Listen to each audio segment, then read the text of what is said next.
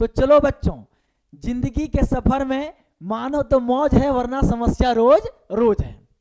तो मेरा नाम AK वर्मा और आज मैं कोई टॉपिक की बात नहीं करूंगा, क्योंकि जो बच्चे क्लास 12th में हैं उन सारे बच्चों का समस्या का समाधान करने के लिए आया हूं। क्योंकि मॉडल क्वेश्चंस पेपर आ गया है फिजिक्स का, और उन सारे फिजिक्स क्वेश्चन का जितना भी इसमें फिजिक्स क्वेश्चन दिया है उन सारे क्वेश्चन का समस्या का समाधान करूंगा। तो जो बच्चे इस वीडियो को देख रहे हैं, चैनल पे अगर नए हैं तो चैनल को सब्सक्राइब करेंगे और शेयर करना बिल्कुल भी मत भूलिएगा, क्योंकि आपका एक थोड़ा सा भला करने से उन सारे बच्चे जो गरीब हैं, मेधावी हैं, घर में बैठे हैं, जो कभी क्लास नहीं किए हैं, उन सारे बच्चों तक ये वीडियो पहुंचे और वो बच्चे इस वीडियो को देख करके कम से कम आपके कारण से उसका अच्छा नंबर से आ जाए, पास कर जाए। पास नहीं, इस वीडियो को देखने के बाद बेहतर नंबर उनको आएगा, क्योंकि 25 क्वेश्चन आपका मॉडल सेट में दिया हुआ है। मैं 25 के जगह आपको 50 क्वेश्चन में तब्दील करके बताने वाला हूं। तो चलिए समझते हैं किस प्रकार से, किस पैटर्न से 2024 से 25 सेशन में क्वेश्चन रहने वाला है। सबसे पहले इस मॉडल सेट के माध्यम से हम लोग समझेंगे, इसके बाद इसका ऑब्जेक्टिव क्वेश्चन को मैं पूरा धरातल पर उतार के बताने वाला हूं।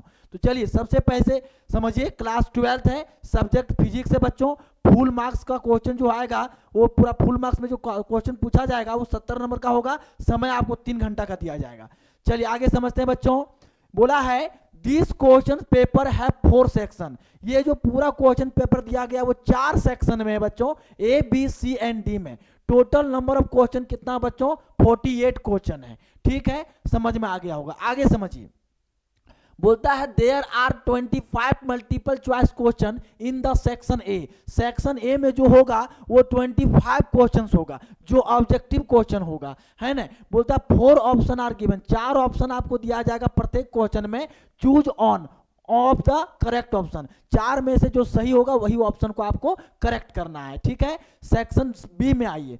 बोलता है questions number 26 to 34 are very short answer type question. बच्चों मैंने बताया था कि आपको शॉर्ट टाइप भी क्वेश्चन पूछा जाएगा, जिसको 1 वर्ड में कहते हैं। ठीक है, क्वेश्चंस पूछा जाएगा, आपको एक शब्द में जवाब देना है। ठीक है, आगे बोलता है आंसर एनी 6, जिसमें से आपको 6 क्वेश्चंस का जवाब देना है। Each question carries 3 marks. ठीक है, सॉरी ये तो सेक्शन बी वाला था। ठीक है, जो 1 नंबर का क्वेश्चन यहाँ पे पूछा जा रहा है, देखिए यहाँ पे 1 नंबर का क्वेश्चन है। सेक्शन सी में जो है बच्चों 35 से 42 तक है, जो शॉर्ट आंसर टाइप क्वेश्चन है। बोलता है A answer any 6 of this questions, इस क्वेश्चंस कैरी 3 मार्क्स। प्रत्येक क्वेश्चन जो होगा इसमें वो 3 नंबर का क्वेश्चन होगा। मतलब सेक्शन ए की बात किया जाए ऑब्जेक्टिव क्वेश्चन, सेक्शन बी की बात किया जाए तो शॉर्ट्स क्वेश्चन होगा जो 1 वर्ड में लिखना पड़ेगा, और सेक्शन सी की बात किया जाए तो क्या है बच्चों? 3 मार्क्स क्वेश्चन है। मतलब एक क्वेश्चन जो होगा वो 3 नंबर का आपको लिखना है। ठीक है, आगे आइए। सेक्शन डी की बात करें अगर, बोलता है 43 से लेकर के 48 तक बोलता है लॉन्ग आंसर टाइप क्वेश्चन है। बोलता है answer any 4 of this question, इसमें से 4 क्वेश्चन का ही जवाब आपको देना है। कितना क्वेश्चन का जवाब देना है बच्चों? 4 क्वेश्चन का ही जवाब देना है। 5वां लिखने का जरूरत नहीं है। क्यों? Waste of time. क्या हो जाएगा? वेस्ट ऑफ टाइम, समय का बर्बादी है। 4 ही क्वेश्चन का जवाब देना है, जिसको आप अच्छा से जानते हैं उसी क्वेश्चन को लिखना है। ठीक है, जो 5 अंक का निर्धारित होगा ये। ठीक है, बोलता है ईच क्वेश्चन कैरीज 5 मार्क्स। आगे सबसे पहली बात हम करने जा रहे हैं बच्चों, सबसे पहले बात करने जा रहे हैं हम सेक्शन ए का। चलिए मैं उतर रहा हूं मैदान पे, सभी बच्चे वीडियो में कंटिन्यू बने रहिएगा, अंत तक देखिएगा, तब मजा आएगा। एक ऑब्जेक्टिव का एकदम निचोड़ कर बताने वाले हैं भी हमको। चलिए देखिए, सबसे पहले क्वेश्चन जो बोला जा रहा है, इस क्वेश्चन को सबसे पहले हम यहाँ समझते हैं।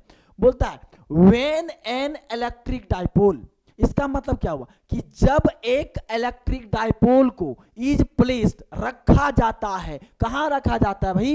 यूनिफॉर्म इलेक्ट्रिक फील्ड पे। कहां रखा जाता है बच्चों? यूनिफॉर्म इलेक्ट्रिक फील्ड पे रखा जाता है।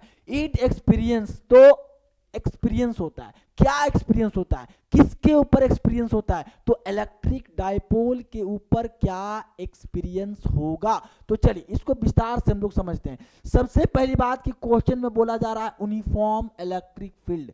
तो एक बात का ख्याल रखना है बच्चों कि जहां कहीं भी आ जाए यूनिफॉर्म, ध्यान दीजिएगा, यूनिफॉर्म जहां आ जाए बच्चों, तो यूनिफॉर्म इलेक्ट्रिक फील्ड रहेगा ना, तो सिर्फ और सिर्फ इलेक्ट्रिक डाइपोल पे ओनली वन क्या लगेगा बच्चों, टॉर्क लगेगा। ध्यान दीजिएगा, ओनली वन क्या लगेगा बच्चों, टॉर्क लगेगा। क्या लगेगा, टॉर्क। लेकिन यहां से पहला क्वेश्चन का तो सॉल्यूशन मैंने बता दिया, लेकिन क्वेश्चन में अगर चेंज कर दिया जाए और चेंज करके बोल दिया जाए कि यहां पर भैया यूनिफॉर्म नहीं है, यहां पर क्या है बच्चों, नॉन यूनिफॉर्म। क्या बच्चों, नॉन यूनिफॉर्म।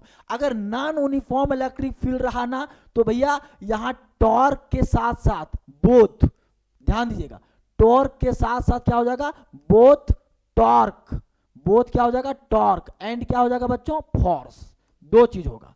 यहां पे अगर नॉन यूनिफॉर्म इलेक्ट्रिक फील्ड किया जाए तो हो जाएगा बोथ टॉर्क एंड फोर्स, यानी इलेक्ट्रिक डायपोल के ऊपर जो लगेगा है ना, वो टॉर्क भी लगेगा और क्या लगेगा, फोर्स भी लगेगा। लेकिन यहां पे नॉन यूनिफॉर्म है नहीं, तो क्या है, यूनिफॉर्म इलेक्ट्रिक फील्ड। मतलब यूनिफॉर्म इलेक्ट्रिक फील्ड में जब हम लोग इलेक्ट्रिक डायपोल को रखते हैं तो उस पर सिर्फ और सिर्फ क्या लगेगा बच्चों, ए टॉर्क लगेगा। ठीक है, सी ऑप्शन कब एप्लीकेबल हो सकता था, जब यहां पे क्या होता, नॉन यूनिफॉर्म होता। लेकिन यहां पे नॉन यूनिफॉर्म है नहीं, तो इसलिए ये ऑप्शन एक गलत है, ये ऑप्शन भी गलत है, ये नेट फोर्स भी गलत है। तो क्या होगा बच्चों, ए टॉर्क होगा। ठीक है, तो हमें उम्मीद है आपको बेहतर समझ में आ गया होगा।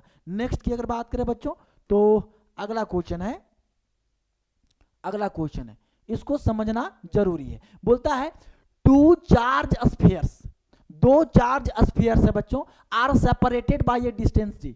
जो दोनों चार्ज स्फीयर्स को कितने दूरी पर रखा गया है, डी दूरी पर रखा गया है ना, कितना दूरी पर रखा गया है, डी दूरी पे। एग्जैक्ट ए फोर्स, कितना फोर्स लग रहा है, एफ फोर्स लग रहा है, ऑन ईच अदर, एक दूसरे के ऊपर।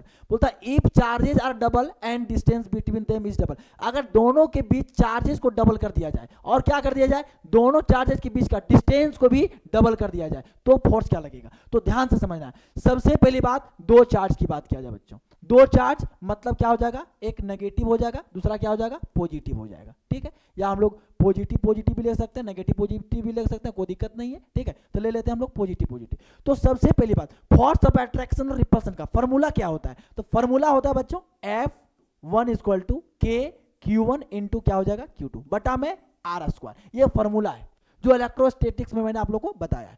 अब ध्यान दीजिएगा, बोल रहा है कि दोनों चार्ज को अगर डबल किया जाए, दोनों चार्ज को क्या किया जाए, डबल किया जाए, मतलब F2 इक्वल टू बोला जा रहा है, F2 इक्वल टू बोला जा रहा है के Q1 क्या हो गया है, डबल हो गया है, और Q2 भी क्या हो गया बच्चों, डबल हो गया है, और दोनों चार्ज के बीच का दूरी भी क्या हो गया है, डबल हो गया है, मतलब 2r का क्या हो जाएगा बच्चों, स्क्वायर हो जाएगा।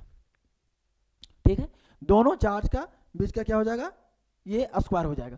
अब इसको सॉल्व करिए, क्या हो जाएगा, ध्यान दीजिएगा, हो जाएगा 4k Q1 इंटू में Q2 अपॉन में 4r का स्क्वायर, मतलब ये 4 और 4 क्या हो जाएगा, कैंसिल आउट हो जाएगा। तो बचेगा क्या, F2 इक्वल टू क्या बच जाएगा, k Q1 into Q2 upon में आर स्क्वायर। अब देख लीजिए, F1 इक्वल टू क्या हो गया, F2 हो गया, मतलब कि F1 equal to F2 equal to क्या हो गया, F, है ना। मतलब इसमें देखिए ऑप्शन नंबर क्या हो जाएगा, ए हो जाएगा, बाकी ये तीनों क्या हो गया, रॉन्ग हो गया। तो आपको बेहतर समझ में आ गया होगा। नेक्स्ट क्वेश्चन, नेक्स्ट क्वेश्चन की बात किया जाए तो नेक्स्ट क्वेश्चन है बच्चों, इसको विशेष करके सारे बच्चे समझेंगे। बोलता है the electrostatics potential on the perpendicular bisector due to an electric dipole. बोलता है एक इलेक्ट्रिक डायपोल है बच्चों, एक इलेक्ट्रिक डायपोल है, डायपोल का मतलब नेगेटिव चार्ज और क्या हो जाएगा बच्चों, पॉजिटिव चार्ज। इन दोनों चार्ज के बीच का सेंटर को क्या कहते हैं बच्चों, डायपोल सेंटर कहते हैं। क्या कहते हैं, डायपोल सेंटर। अब बोला जा रहा है बाइसेक्टर, बाइसेक्टर का मतलब दोनों चार्ज के बीचों बीच, बाइसेक्टर उसी को कहते हैं। बाइसेक्टर पे क्या बच्चों, परपेंडिकुलर, मतलब इस पॉइंट को हम लोग कहते हैं इक्विटोरियल, इक्विटोरियल पोजीशन भी कहते हैं। तो बोला जा रहा है कि एक इलेक्ट्रिक डायपोल के इक्विटोरियल पोजीशन पे कितना पोटेंशियल होगा। तो इसका मैंने डेरिवेशन में बताया आप लोगों को, भी इक्विटोरियल इक्वल टू क्या हो जाएगा, जीरो, भी इक्विटोरियल इक्वल टू क्या हो जाएगा, जीरो। एक टाइप का क्वेश्चन ये हो गया जो पूछा गया है, तो इसमें आंसर क्या हो जाएगा आपको, जीरो हो जाएगा। लेकिन यहां पे बाइसेक्टर ना करके आपसे अगर पूछा जाए electric potential at a point on a axial position, तो क्या होगा। ध्यान दीजिएगा, क्वेश्चन को अगर चेंज कर दिया जाए, यहां पे बाइसेक्टर को हटा करके और पूछा जाए आपको एक्सियल पोजीशन पे कि पोटेंशियल क्या होगा, तो मैं आपको सीधा बताया हूं के क्यू अपॉन में क्या हो जाएगा बच्चों, आर स्क्वायर हो जाएगा। तो उसमें आप ये मारिएगा अगर क्वेश्चन पूछ दिया जाए तो, वरना अभी फिलहाल क्या होगा, 0 होगा। चलिए नेक्स्ट क्वेश्चन, नेक्स्ट क्वेश्चन क्या बोला जा रहा है, नेक्स्ट क्वेश्चन पूछा जा रहा है बच्चों, ध्यान दीजिएगा। नेक्स्ट क्वेश्चन बोलता है, next question, the capacity of the parallel plate capacitor increases when, मतलब किसी भी पैरेलल प्लेट का कैपेसिटी है वो इंक्रीज करता है, कब इंक्रीज करता है, तो सिंपल सी बात है कि फॉर्मूला हम लोग जानते हैं, C इज इक्वल टू क्या होता है, A एप्सिलॉन नॉट अपॉन में D। इसका मतलब क्या हुआ कि जब हम लोग कैपेसिटी को, मतलब जब हम लोग एरिया को बढ़ाते हैं, कैपेसिटर का एरिया को बढ़ाते हैं, तो क्या कर जाता है, कैपेसिटी बढ़ जाता है। एरिया को बढ़ाते हैं कैपेसिटी बढ़ जाता है, एरिया को घटाते हैं तो कैपेसिटी भी घट जाता है। अगर हम इसका डिस्टेंस को बढ़ाते हैं तो वो कैपेसिटी घट जाता है, डिस्टेंस को बढ़ाते हैं कैपेसिटी घट जाता है, डिस्टेंस को घटाते हैं तो कैपेसिटी बढ़ जाता है। तो बोलता है ऑप्शन में, देखिए area of the plate is decreased, ये तो नहीं होगा, area of the plate is increased, मतलब ऑप्शन नंबर क्या होगा बच्चों, बी होने वाला है। आप मार लीजिए, यहां समझ में आ गया होगा। C इक्वल टू होता है A epsilon not upon D, मतलब एरिया को बढ़ाते हैं कैपेसिटी बढ़ता है, एरिया को घटाते हैं तो कैपेसिटी भी घट जाता है। यहाँ पे डिस्टेंस को बढ़ाते हैं कैपेसिटी घट जाता है, डिस्टेंस को घटाते हैं तो कैपेसिटी बढ़ जाता है। मतलब किसके ऊपर डिपेंड कर रहा है बच्चों, यहाँ पे area of the plate, sorry area of the plate is increase, जब एरिया को बढ़ाते हैं तो कैपेसिटी बढ़ जाता है। नेक्स्ट क्वेश्चन है, नेक्स्ट क्वेश्चन है, नेक्स्ट क्वेश्चन है, इसको ध्यान दीजिएगा, यहां पर इसको ध्यान देना जरूरी है, ये इंपॉर्टेंट क्वेश्चन है। आ गया किरचॉफ्स जंक्शन रूल आ गया, मतलब आपको मैंने समझाया था इसमें, इसको हम लोग पॉइंट रूल का भी कहते हैं बच्चों, इसको हम लोग क्या कहते हैं, पॉइंट रूल भी कहते हैं, जंक्शन रूल्स भी कहते हैं, मजा आ गया ना, जंक्शन रूल्स भी कहते हैं, इसको हम लोग फर्स्ट रूल भी कहते हैं, क्या कहते हैं, फर्स्ट रूल।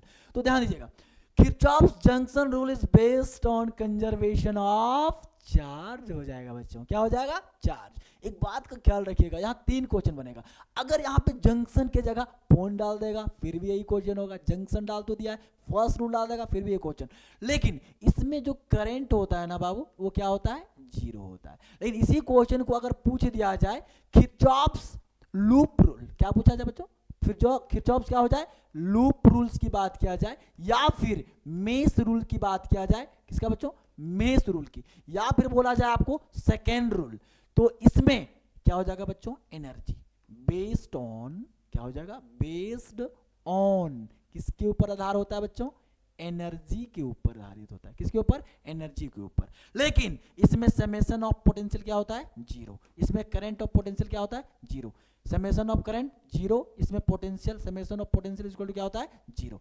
तो आपको बेहतर समझ में आ गया, इसमें चार्ज होगा। नेक्स्ट क्वेश्चन, नेक्स्ट क्वेश्चन है इसमें,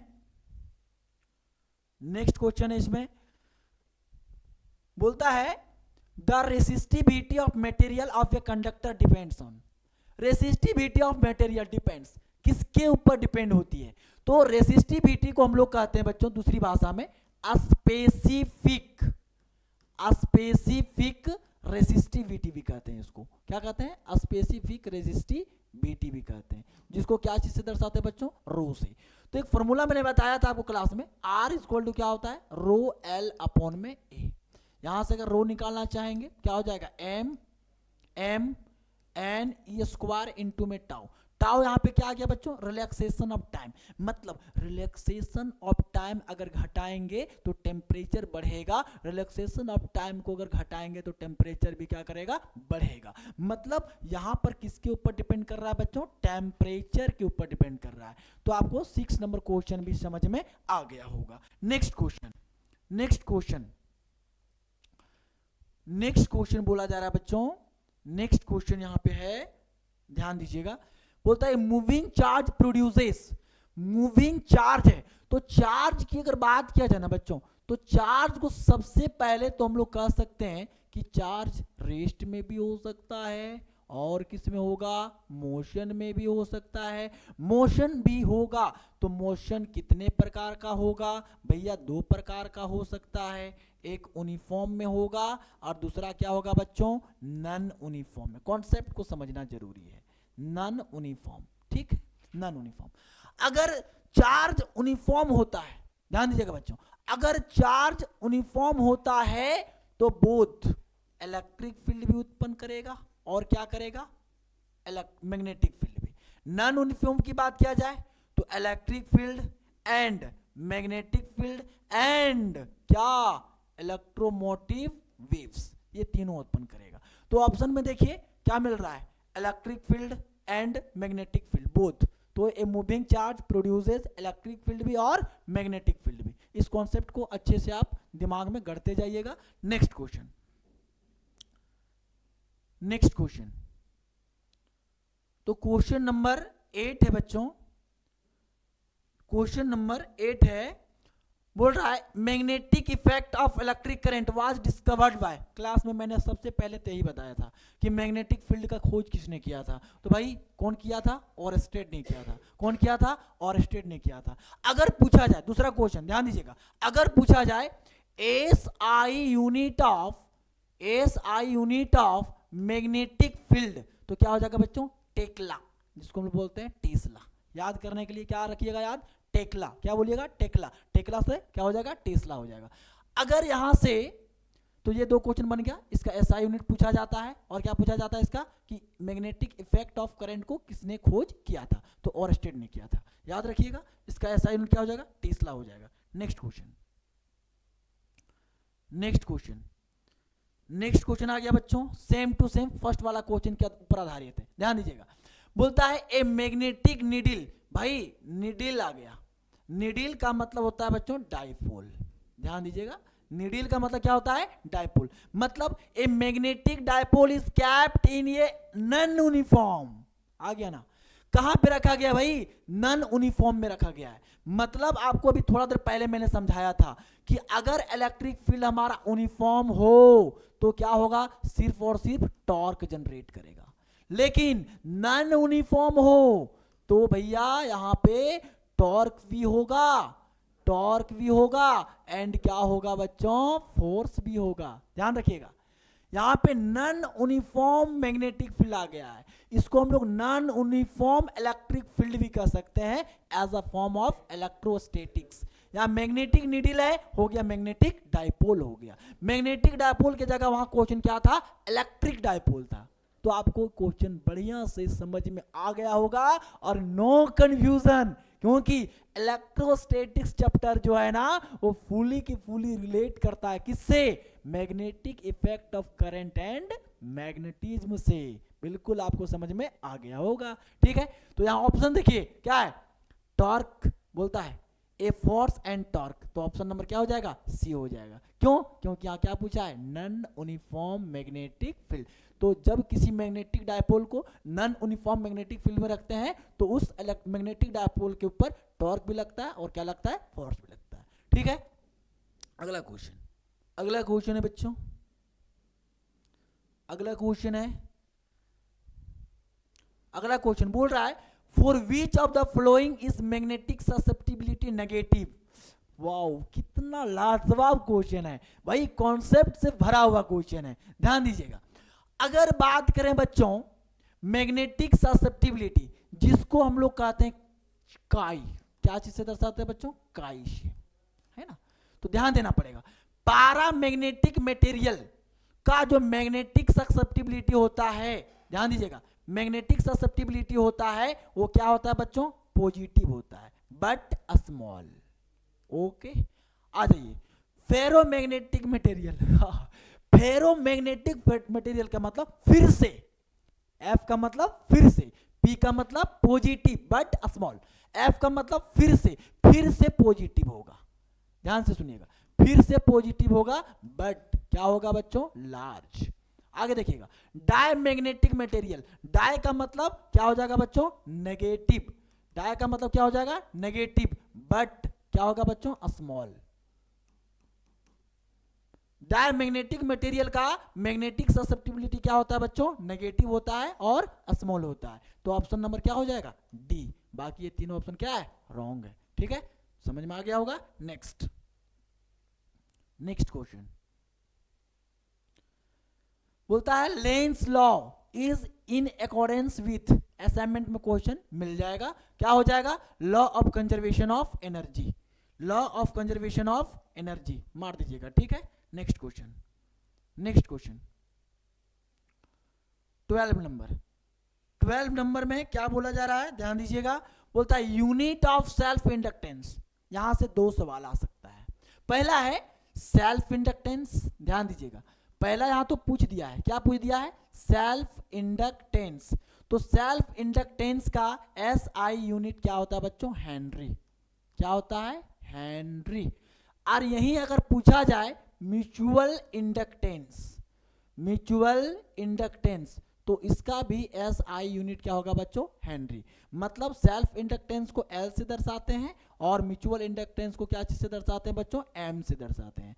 इन दोनों का एसआई यूनिट पूछा जाएगा तो क्या लिखिएगा, हेनरी। और डायमेंशनल पूछा जाएगा तो एम पे पावर 1, एल पे पावर 2, टी पे पावर -2, ए पे पावर -2, याद रखिएगा, बेहतर समझ में आया होगा। नेक्स्ट क्वेश्चन, नेक्स्ट क्वेश्चन बोलता है बच्चों, नेक्स्ट क्वेश्चन में बोला जा रहा है what is the resistance, sorry what is the reactance of a capacitor in A DC circuit. मतलब डीसी सर्किट का रिएक्टेंस पूछा जा रहा है आपसे, क्या पूछा जा रहा है, रिएक्टेंस पूछा जा रहा है। तो वो सबसे पहली बात की डीसी सर्किट का फ्रीक्वेंसी जो होता है बच्चों, क्या होता है, फ्रीक्वेंसी, जिसको हम लोग म्यू से दर्शाते हैं, वो क्या होता है, 0। अब आपको समझना पड़ेगा कि रिएक्टेंस, रिएक्टेंस मैंने बताया था आप लोगों को, क्या बताया था, कैपेसिटिव रिएक्टेंस और इंडक्टिव रिएक्टेंस। तो ध्यान दीजिएगा, कैपेसिटिव, कैपेसिटिव रिएक्टेंस, रिएक्टेंस जिसको दर्शाते हैं बच्चों एक्स सी से, और इंडक्टिव, मैं यहां से 3 प्रश्न आप लोगों को बताने वाला हूं। Inductive, sorry inductive, inductive reactance की अगर बात करें तो इसको हम लोग दर्शाते हैं बच्चों एक्स एल से। दोनों में फर्क क्या है उसको समझिएगा। अगर मैं बात करूं इंडक्टिव रिएक्टेंस का तो इसका फॉर्मूला होता है बच्चों ओमेगा इंटू में एल, ओमेगा इंटू में क्या होता है बच्चों, एल। अब यहां पे ओमेगा क्या है, तो ओमेगा है बच्चों एंगुलर फ्रीक्वेंसी, जो इस ओमेगा को मैं लिख सकता हूं 2 पाई अपॉन में टी, दूसरा फॉर्मूला 2 पाई म्यू। तो ध्यान दीजिएगा एक्स एल की अगर बात करें बच्चों तो हो जाएगा 2 पाई म्यू इंटू में एल, ठीक है। अब यहां देखिए म्यू आ गया, और म्यू का मतलब क्या होता है, फ्रीक्वेंसी, और यहां फ्रीक्वेंसी क्या है बच्चों डीसी सर्किट के लिए 0। मतलब हो जाएगा X L equal to 2 pi 0 into में एल, मतलब क्या हो गया 0। आने की जब इस डीसी सर्किट के लिए क्वेश्चन पूछा जाए, क्वेश्चन पूछा जाए इंडक्टिव रिएक्टेंस, तो आप क्या मारिएगा 0। लेकिन यहां पे क्या है बच्चों, रिएक्टेंस इन कैपेसिटर है, रिएक्टेंस इन क्या है, कैपेसिटर, मतलब कैपेसिटिव रिएक्टेंस की बात किया जा रहा है। मतलब यहां पे हो जाएगा बच्चों, यहां पे हो जाएगा X C equal to 1 by C into, sorry C into omega को, या फिर ऐसे कर दो, इसको थोड़ा सा इरेज करने के लिए ऑप्शन यहां से क्लीन से कर दें, क्लीन से हो जाएगा, मिट जाएगा पूरा। अच्छा एक काम करते हैं, हाँ ठीक, तो यहां से हो जाएगा ऐसे तो ठीक लिखे थे, एक्स सी इक्वल टू हो जाएगा ओमेगा इंटू सी, ठीक तो लिखे थे। अब यहां देखिए ओमेगा का वैल्यू को पुट करिए, क्या हो जाएगा यहां से X C equal to 1 by 2 pi mu into में सी, म्यू का वैल्यू को रखेंगे तो क्या हो जाएगा 1 बाय 2 पाई म्यू का मतलब 0 सी, मतलब क्या हो जाएगा एक्स सी बराबर 1 बाय 0, 1 बाय 0 का मतलब क्या हो जाएगा बच्चों इन्फिनिटी। तो देखिए इन्फिनिटी कहीं ऑप्शन में है तो ऑप्शन नंबर क्या हो जाएगा बच्चों, बी हो जाएगा। आपको समझ में आ गया होगा कैसे मैं निकाल रहा हूं, सिंपली इंडक्टिव रिएक्टेंस का फॉर्मूला हम लोगों ने यहां पे पुट किया हूं, एक्स इक्वल टू होता है 1 बाय ओमेगा इंटू सी, तो यहाँ पे ओमेगा का वैल्यू पुट कर दिया हूँ 2 पाई म्यू, म्यू होता है फ्रीक्वेंसी, मतलब 0 हो गया, और 0 का वैल्यू मैंने यहाँ पे डाल दिया, तो ये क्या हो गया, x इक्वल टू 1/0, मतलब 1/0 का मतलब क्या हो गया, इन्फिनिटी हो गया। तो जब आपसे क्वेश्चन जिस टाइप से पूछा जाए तो आप उस टाइप से जवाब दीजिएगा। यहाँ पे 3 क्वेश्चन बन गया। डीसी सर्किट के लिए फ्रीक्वेंसी पूछा जाए तो 0 हो जाएगा, कैपेसिटिव रिएक्टेंस पूछा जाए अगर तो हो जाएगा इन्फिनिटी, और इंडक्टिव रिएक्टेंस पूछा जाए तो क्या हो जाएगा बच्चों, 0। तो ये क्वेश्चन आपको बेहतर समझ में आ गया होगा। नेक्स्ट क्वेश्चन की बात कर रहे हैं,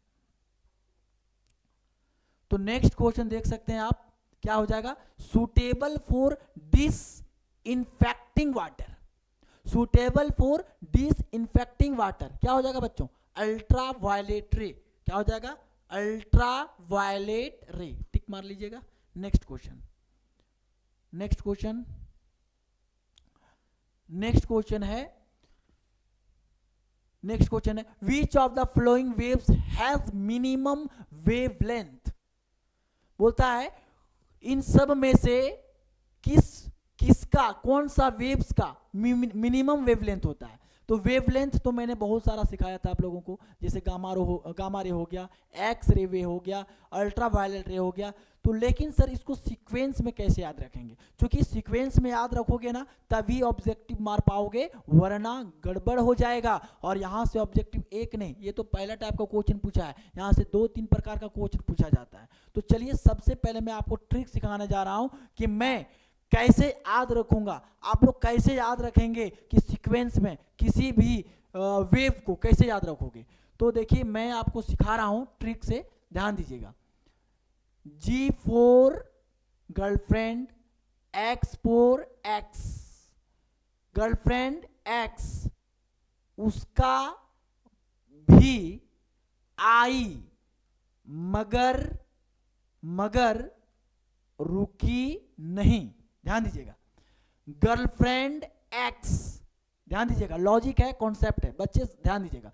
गर्लफ्रेंड एक्स उसकी भी आई मगर रुकी नहीं।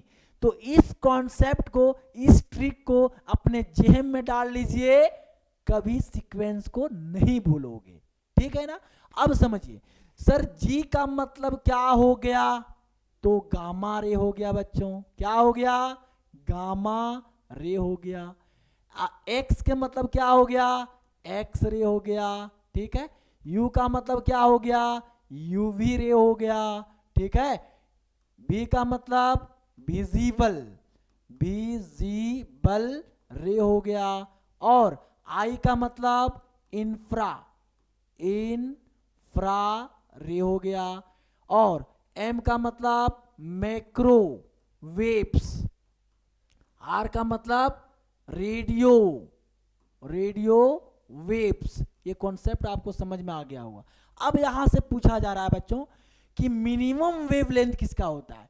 तो अगर गामा रे की बात करें बच्चों, अगर गामा रे की बात किया जाए तो सबसे हाईएस्ट फ्रीक्वेंसी होता है इसका, लेकिन वेवलेंथ सबसे कम होता है। ध्यान दीजिएगा, वेवलेंथ सबसे क्या होता है बच्चों, लोवेस्ट, सबसे कम होता है। अगर बात किया जाए बच्चों रेडियो वेव का, रेडियो वेव की बात किया जाए तो इसका लोवेस्ट फ्रीक्वेंसी होता है, लेकिन वेवलेंथ इसका क्या होता है बच्चों, हाईएस्ट होता है ना। तो यहां पूछा गया लोवेस्ट यानी मिनिमम वेवलेंथ, तो मिनिमम किसका हो जाएगा बच्चों, गामा का हो जाता है।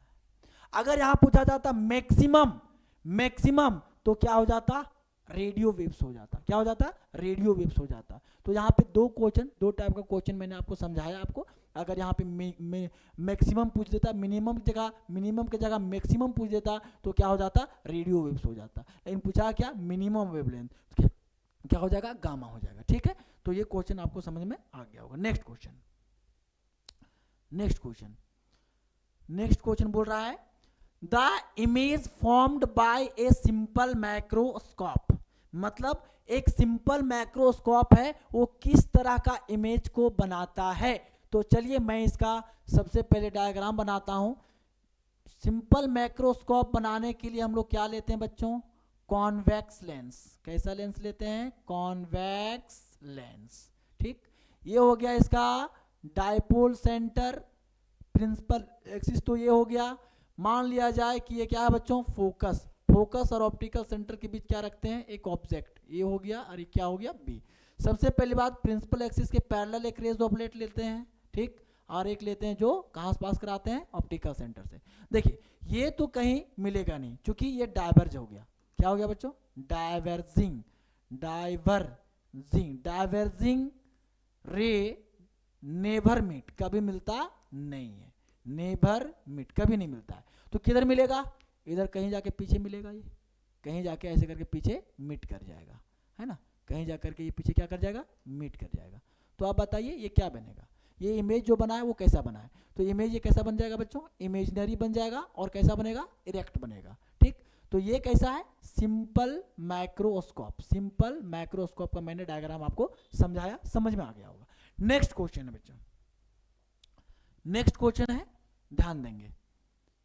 नेक्स्ट क्वेश्चन है, the focal length of a objective and eyepiece of a telescope are F and F respectively. तो ध्यान दीजिएगा, the magnifying power of the telescope is, magnifying power, magnifying power इसका मैंने आपको बताया था formula, the ratio of focal length of objective and क्या हो जाएगा, इमेज। तो इन दोनों को रेशियो को ही कहा कहते हैं मैग्नीफाइंग पावर। मतलब क्या हो जाएगा यहाँ पे, m इक्वल टू क्या हो जाएगा, f बटा में f, स्मॉल f दिया हुआ है, तो ये हो जाएगा कितना नंबर, ऑप्शन नंबर सी। आपको समझ में आ गया होगा। नेक्स्ट क्वेश्चन, नेक्स्ट क्वेश्चन बोलता है बच्चों, the size of the obstacle for the diffraction of light. Diffraction of light क्या हो जाएगा, option number C. Option number क्या हो जाएगा बच्चों, सी हो जाएगा। B of the order of wavelength, option number C, मार लीजिएगा। नेक्स्ट क्वेश्चन 20 नंबर, 20 नंबर क्या हो जाएगा, ध्यान दीजिए। बोलता है the phenomenon by which the nature of light waves is transverse. क्या हो जाएगा बोलिए, पोलराइजेशन। क्या हो जाएगा बच्चों, polarisation. Next question, next question क्या है, इसको समझना बारीकी से जरूरी है। बोलता है the dimension of flanks constant is, मतलब डायमेंशन पूछा जा रहा है किसका बच्चों, प्लैंक्स कांस्टेंट का। तो कैसे निकालते हैं, ध्यान दीजिएगा। इसका फॉर्मूला होता है बच्चों E is equal to H into में म्यू। ध्यान दीजिएगा, H यहां पे आ गया बच्चों प्लैंक्स कांस्टेंट, मतलब हम लोग लिख सकते हैं H mu is equal to E, मतलब H इज इक्वल टू हो जाएगा बच्चों E अपॉन में म्यू, और म्यू यहाँ पे क्या है, फ्रीक्वेंसी है, E यहाँ पे क्या है, एनर्जी है। तो एनर्जी इज इक्वल टू हम लोग लिख सकते हैं बच्चों वर्क डन। क्या लिख सकते हैं बच्चों, वर्क डन। मतलब work done is equal to क्या होता है, फोर्स इनटू डिस्प्लेसमेंट। ध्यान दीजिएगा, एनर्जी जो होता है वो किसके इक्विवेलेंट होता है बच्चों, वर्क डन का, और वर्क का फॉर्मूला क्या होता है, फोर्स इनटू डिस्प्लेसमेंट। ये बात समझ में आ गया होगा। मतलब H इक्वल टू E के जगह हम लिख सकते हैं W अपॉन में म्यू, यानी कि W की जगह लिख सकते हैं बच्चों force into displacement upon frequency को, फ्रीक्वेंसी को लिखते हैं, क्या लिखते हैं, रेसिप्रोकल ऑफ टाइम पीरियड, मतलब 1/t।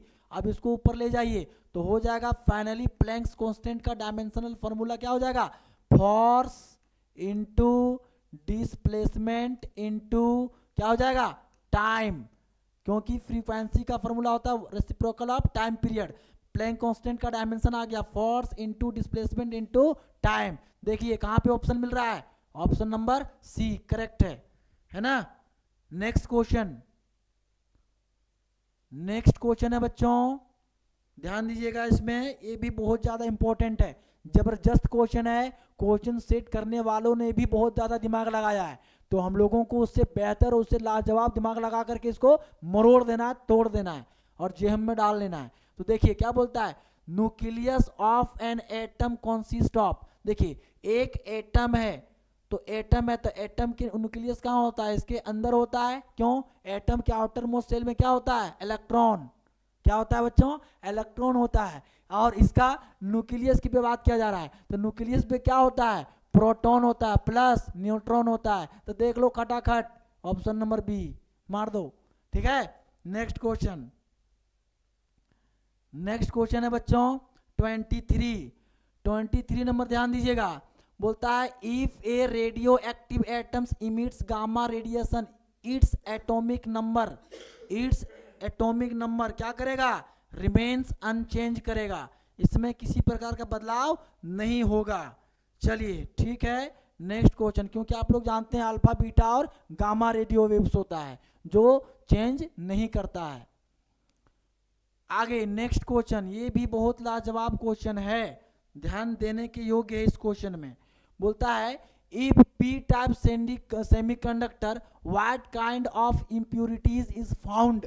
तो इसको आप समझना पड़ेगा इस क्वेश्चन को। सबसे पहली बात बोला जा रहा है इम्प्यूरिटीज का, किसका बात बोला जा रहा है बच्चों, इम्प्यूरिटीज। तो इम्प्यूरिटीज तो दो प्रकार का होता है, पहला हो जाता है ग्रुप 13 और दूसरा क्या हो जाएगा बच्चों, ग्रुप क्या हो जाएगा, बोलो ग्रुप क्या हो जाएगा 15। ठीक है, ग्रुप 13 की बात करेंगे तो ये क्या हो जाएगा, ध्यान दीजिएगा, ये ग्रुप 13 की बात करेंगे तो ये हो जाएगा एन टाइप और ग्रुप 15 क्या हो जाएगा, पी टाइप हो जाएगा। ठीक है, अब एन टाइप की बात करेंगे तो एन टाइप ग्रुप 13 में कितने एलिमेंट होते हैं वो आपको पता होना चाहिए। क्या क्या बताए थे, बताइए क्या बताए थे। ग्रुप 13 एलिमेंट की अगर बात करें क्या हो जाएगा, आलू, बैंगन, है ना, गाजर, इन, थैला, इन क्या हो जाएगा, थैला। ध्यान दीजिएगा, ग्रुप 13 एलिमेंट की अगर बात किया जाए बच्चों क्या हो जाएगा, आलू, बैंगन, गाजर, इन, थैला। तो ध्यान दीजिएगा, अगर बात करें किसका, एल्युमिनियम का कितना होता है 13, क्या हो जाएगा 2, 5 2, 8 एंड क्या हो जाएगा 3। तो आउटर का बात करेंगे वैलेंस का, और यहाँ पूछा भी वही गया है, इम्प्योरिटीज पूछा गया किसका, सेमीकंडक्टर का, पी टाइप में पूछा गया है। तो क्या हो जाएगा बताइए, विथ वैलेंसी ऑफ 3, यानी वैलेंस इलेक्ट्रॉन कितना होता है इसका 3 होता है। देख लीजिए एल्युमिनियम का, बोरॉन को इसी तरह ले लीजिएगा, और ये जो है गैलियम उसका इंडियम का वैसे हो जाएगा, और टेलरियम का भी वही चीज होगा, सबका बैलेंस इलेक्ट्रॉन कितना होता है 3।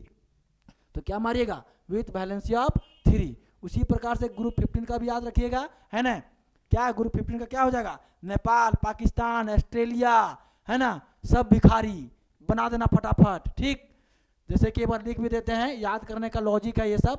ग्रुप 15 का एलिमेंट याद रखने के लिए क्या हो जाएगा, नेपाल, पाकिस्तान, ऑस्ट्रेलिया, है ना, सब क्या हो जाएगा भिखारी। ये सब याद रखना, ग्रुप 15 एलिमेंट में आपको बता दिया हूं लॉजिक के साथ। नेक्स्ट और लास्ट क्वेश्चन है, बच्चों, है ना, क्या हो जाएगा समझिए इधर। नेक्स्ट लास्ट क्वेश्चन है, हो जाएगा the deflection layer of PN junction diode consist of. तो सबसे पहली बात आपको बनाना पड़ेगा, ये हो जाएगा हॉल, ये क्या हो जाएगा बच्चों, हॉल, और ये सब क्या हो जाएगा एक साइड इलेक्ट्रॉन, क्या हो जाएगा हॉल और इलेक्ट्रॉन। अब क्या करेगा, इलेक्ट्रॉन क्या करेगा, लॉस करेगा, किधर, हॉल की तरफ लॉस करेगा, है ना। तो लॉस करेगा मतलब लॉस कर रहा है तो वो क्या हो जाएगा पॉजिटिव, और गेन कर रहा है वो क्या हो जाएगा नेगेटिव। इस लेयर को क्या कहते हैं बच्चों, डिफ्लेक्शन लेयर कहते हैं, डिफ्लेक्शन लेयर कहते हैं। ठीक है, डिफ्लेक्शन लेयर कहते हैं, मतलब क्या हो जाएगा बताइए क्या हो जाएगा, option number C, both electron and क्या हो जाएगा हॉल्स, ऑप्शन नंबर सी। तो ये 25 ऑब्जेक्टिव क्वेश्चन को मैंने आप लोगों को बेहतर समझाने का प्रयास किया, और हमें उम्मीद है कि आपको बेहतर समझ में आ भी गया होगा। तो बच्चों देर ना करिएगा, ये वीडियो को पूरा शेयर करिएगा उन सारे गरीब मेधावी छात्र जो कभी अभी तक क्लास नहीं किए हैं। हो सकता है कि 25 क्वेश्चन को मैंने 30 और 40 क्वेश्चन के रूप में बताया, हर क्वेश्चन को एक टाइप 2 टाइप करके बताया, हो सकता है कि ये क्वेश्चन 2-4 भिड़ जाए तो बेचारा को मदद मिल जाए। ठीक है ना, तो अब जो है सो आ गया बाबू, ध्यान दीजिएगा, अब जो है वो ये क्वेश्चन आ गया 1 वर्ड्स, मतलब शॉर्ट्स टाइप क्वेश्चन आ गया है, जो कि आपको मिल जाएगा मेरा नोट्स में। सारा क्वेश्चन जो है मेरा नोट्स में आपको पूरा बेहतर तरीका से मिल जाएगा। और जो बच्चे मेरा इस वीडियो को देख रहे हैं नए हैं, कभी क्लास नहीं किए हैं, तो आपको डिस्क्रिप्शन में मैं अपना नंबर दे दूंगा, आप हमें व्हाट्सएप करिएगा। आपको जिस का नोट्स चाहिए, आपको फिजिक्स में जिस टॉपिक का नोट्स चाहिए, मैं आपको जरूर मदद करूंगा। तब तक के लिए थैंक यू, धन्यवाद।